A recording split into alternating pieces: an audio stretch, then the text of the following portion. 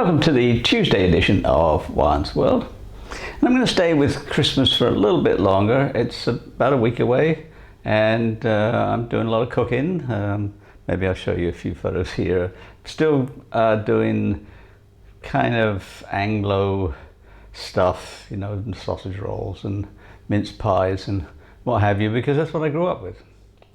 But today I want to talk about the biblical accounts of the Nativity, because that's what I've been working on in my writing. I'm writing a book, rather ambitious, called The Bible as Interpreted by an Anthropologist or something like that. But anyway, it's the entire Bible, but it's rewritten from the perspective of when the individual books of the Bible were actually written. So the first books of the Bible that were written down were Amos and Hosea. But that you don't get that impression if you open the Bible. You open the Bible and you get Genesis, and then you get Exodus and so forth, and on through. And the same is true with the Greek Bible. The Gospels were written well after Paul's epistles, but Paul's epistles come after the Gospels in the chronology of the way the Bible is. So what I've done is I've reorganized all of the books of the Bible to coincide with when they actually happened, or when they were finally written down, and what the context was. Like, why were they written down, and who were they for? Who read them? I mean, who wrote them and who read them, right? So the Nativity is very interesting because it only appears in 2 of the Gospels, and those accounts of the Nativity in those 2 Gospels just don't agree. So let's get into it.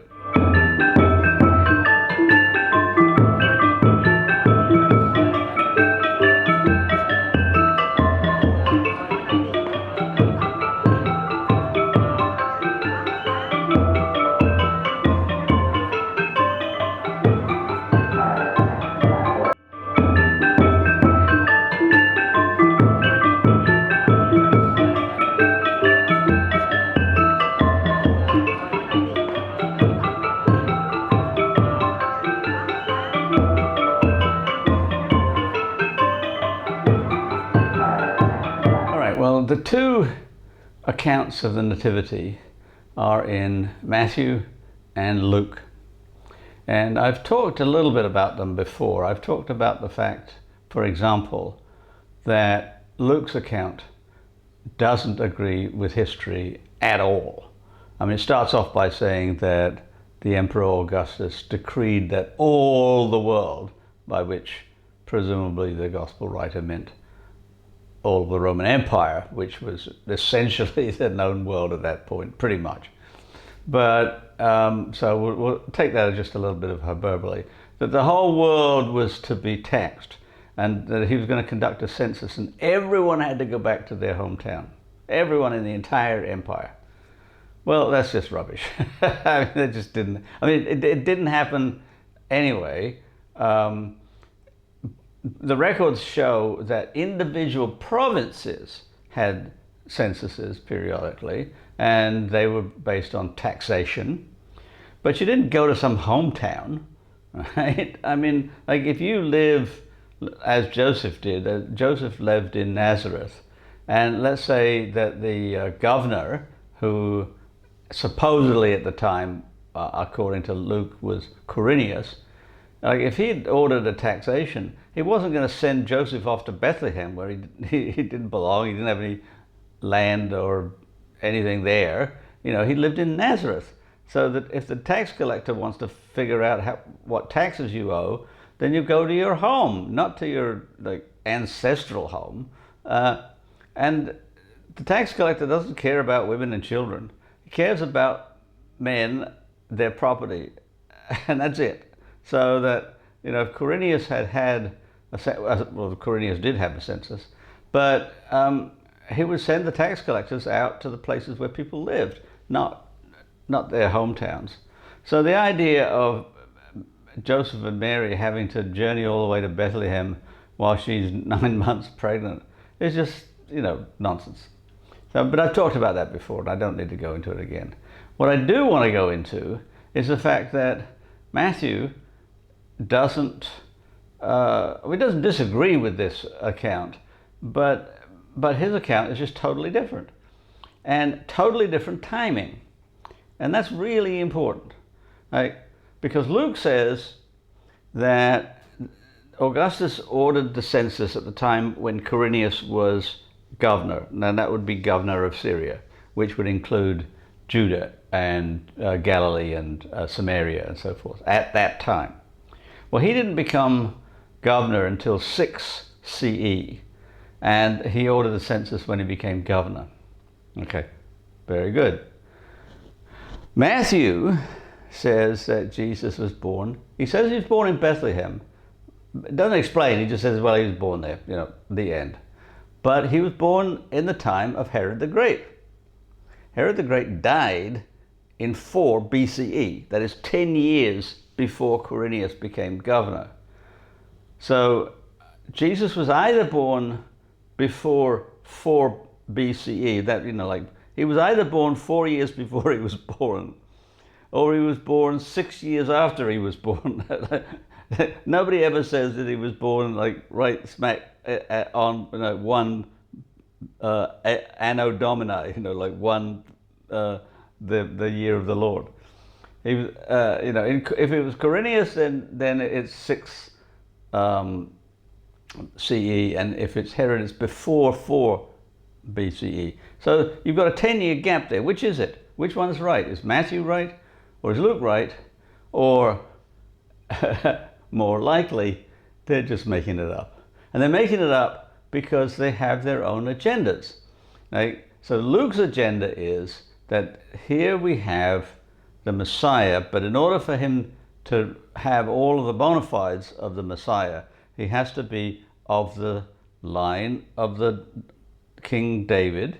So he has a genealogy at the beginning that shows, yes, well, David was one of his ancestors.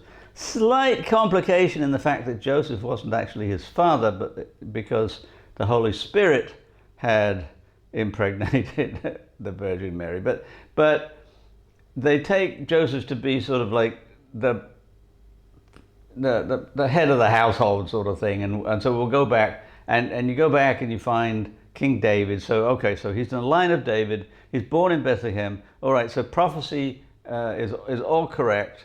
Done. But Matthew doesn't take that tack. Matthew is more interested in what was to follow, and so Matthew begins with the Magi, sometimes called 3 kings, and of course we don't know how many of them there were. It just says Magi, which is like magos is a magician or astrologer or what have you, or magus in Latin, and so Magi is plural. So there were several of them. Could have been 2, could have been 40, could have been 10. Doesn't know, but they brought 3 gifts. Gold, frankincense, and myrrh. So we think, okay, so 3 Magi, sometimes called 3 kings, and they come to Jerusalem because they're following the star. And they stop at Herod's palace and they say, where's the king of the Jews? We've come to worship him. Herod, who is actually technically the king of the Jews, says, don't know about this. Let me see what I can do about it. And so the Magi go on their way. They find the infant Jesus in Bethlehem, give him the gold, frankincense, and myrrh, and then go on their way, avoiding going back through Jerusalem so they don't have to talk to Herod. And meanwhile, Herod's furious that this is about to take place, and so goes on a rampage and kills all of the young boys in Judah. Well, that didn't happen either. I mean, that would be recorded as well. But what it prompts is Joseph and Mary taking the baby and fleeing to Egypt. And they stay in Egypt until Herod's dead, and then they return from Egypt into Judah up to Galilee and settle back in Nazareth. Well, what he's trying to show you there is that Jesus is replicating the history of the Israelites, going down into Egypt. I mean, Jesus wasn't a slave in Egypt, but he still goes, but in some sense he's an exile, let's put it that way. He's a voluntary exile. And he stays there for a certain period of time and then returns to what is effectively Israel when Herod's dead. Well, so Luke and Matthew just don't agree. I mean, they're on different trajectories because they've got different audiences and different reasons for doing what they're doing. Matthew was a Jew, and he was concerned about making sure that the Jews weren't alienated by the influx of Gentiles into Christianity, because the Gentiles, didn't know all of the sort of religious history of Judaism, and weren't particularly interested in prophecy and Torah and the law and all of that. They didn't want to be circumcised. They wanted to eat pork and lobster or whatever, So like the Jews who were part of the movement were beginning to feel like the Christianity was being watered down by all these Gentiles coming in. And so what Matthew was trying to do was to bring back the Jewishness, if you like, of the Messiah. And that included the exile in Egypt, to show that he really replicated the whole history of the Israelites. Whereas Luke was a Gentile, and he was more interested in showing that Jesus was not just the Messiah for the Jewish people, but was everybody's Messiah. And so if you look at the genealogies, Matthew's genealogy starts with Abraham, right? So, all the way down to Jesus. So Luke starts with Adam. So what's the difference? The difference is that Matthew is saying that Jesus was a Jew, and Luke is saying that Jesus was a human. And it's maybe a subtle difference. It's one of those things that I try to point out to people when they just, they come to a genealogy like this one begat this one begat this one, and they just and don't read it. But you've got to read them because they tell you a lot about the worldview of the author. So Luke is really pressing the fact that the Gentiles are kind of like the future of the Christianity, if you like, that they are going to dominate because the Jews have mostly rejected Christianity. They've mostly rejected Jesus as Messiah for a pretty good reason. Some of them, it's not, it's not clear cut. I mean, there were a lot of Jewish Christians in the first and second centuries, but slowly they faded, and the Gentile Christians took over. And so there's the Christmas story. And so when you have a nativity, the one thing, I used to have a nativity set in New York, and I miss it. And I saw one advertised on the internet a few years ago that was made of Cambodian figures, so like Cambodian apsara, as opposed to angels and whatnot, and Southeast Asian animals in the place where he was born.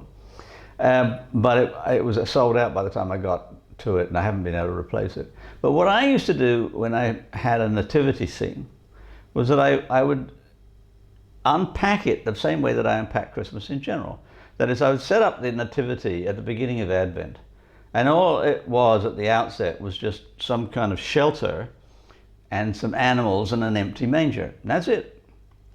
And then slowly I would add things to it. Often I would add more animals. I always used to add at least one cat, sometimes two, maybe a chicken, whatever. But then on Christmas Eve, I would put Mary and Joseph in there. And then at midnight, I would put the baby Jesus in the manger, and I would add the angels and then on Christmas Day, I would add the shepherds. No, and the Magi would be, all the way in the other end of the living room. The Nativity would be near my dining table, and the Magi was, they're still on their way. And then after Christmas Day, I'd take the shepherds out. I mean, because the shepherds didn't stay there all the time. They came, they worshipped him, and they left. And so did the angels. And then but then I would get the Magi closer and closer each day. And then on Epiphany, like January 6th, then I would have the Magi in the Nativity. And then after that, that would, dispense with it. So it was all interactive. It wasn't just like this, big scene of shepherds and sheep and angels and babies and mangers and, like that. That's just chaotic, I guess. And I don't like chaos. Well, I like chaos a certain amount, but not at Christmas. Well, anyway, so there's the Nativity. I hope your Christmas is going well. I hope you're not too frenetic and stressed. Instead, just doing wonderful things with your family and friends. And I probably will see you Friday. I'm not sure yet. But have a good week.